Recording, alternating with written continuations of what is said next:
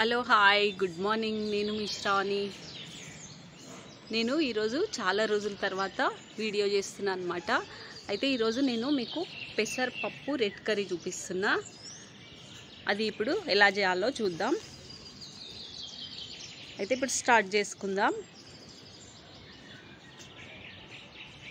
Okay, ఇప్పుడు stove మీద బాండ్లీ పెట్టుకున్నా. నేను ఇప్పుడు ఆయిల్ వేసుకుందాం. అంటే నేను ఒక సగం కప్పు వేసుకుంటున్నా. మనకు కర్రీకి ఎంత సరిపోతుంది అంత. ఇప్పుడు ఇందులో ఆవాలు జీలకర్ర యాడ్ చేసుకుందాం. నెక్స్ట్ ఇందులో ఉల్లిగడ్డ,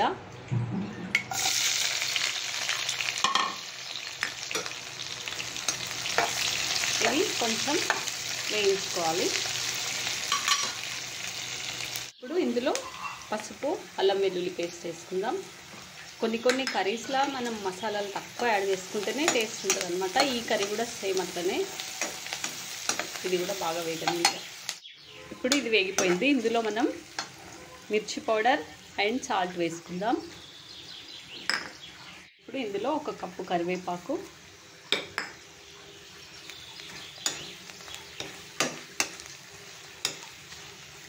నెక్స్ట్ మనం పెసరపప్పుని ఇందులోనే యాడ్ చేసుకొని కొంచెం వేగనివ్వాలన్నమాట. వేగిన తర్వాతనే వాటర్ యాడ్ చేసుకోవాలి. ఇప్పుడు ఇది నాకు బాగా ఉడికిపోయింది.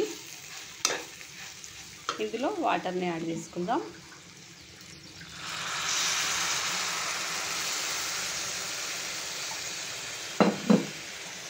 ఇందులో నేను వాటర్ని కూడా యాడ్ చేసుకున్నా. ఇందులో మనము ధనియాలు, చెక్క, ఇలాచి మాత్రమే వేసుకోవాలి. ఈ పౌడర్ అన్నమాట ఇది.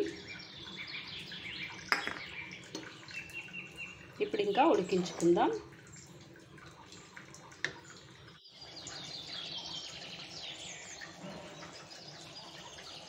ఇప్పుడు మనం కర్రీని కలుపుకుందాం ఒకసారి. అయితే ఈ కర్రీ ఎట్లుండాలంటే మనకు కొంచెం పప్పులుగానే ఉండాలన్నమాట. ఇంకా ఒక 5 minutes అట్లా పెట్టేసుకొని స్టవ్ బంద్ చేసుకోవాలి. వావ్, నాకు కర్రీ అయితే రెడీ అయిపోయింది. కొంచెం వాటర్ ఉంటే ఇది మళ్ళీ దగ్గరకు అయిపోతుంది అనమాట. మనకి ఆ పప్పు మొత్తం గుంజేసుకుంటుంది. ఇప్పుడు గిన్నెలోకి తీసుకుంటూ కర్రీ అయితే రెడీ అయిపోయింది. మేము పూరీకి తింటున్నాం అనమాట. ఇప్పుడు టేస్ట్ చేద్దాం. ఈ పూరీ కర్రీ టేస్ట్ మా లక్ష్మి చేస్తుంది అనమాట. తిని ఇప్పుడు టేస్ట్ ఎట్లుందో చెప్తుంది. బాగుందా? బాగుంది.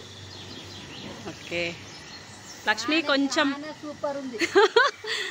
సరే కొంచెం చాకోకి లక్ష్మి పూరి కొంచెం తీసుకున్నావా? అరే అట్లా కింద సరే తీసుకున్నావా? తీసు.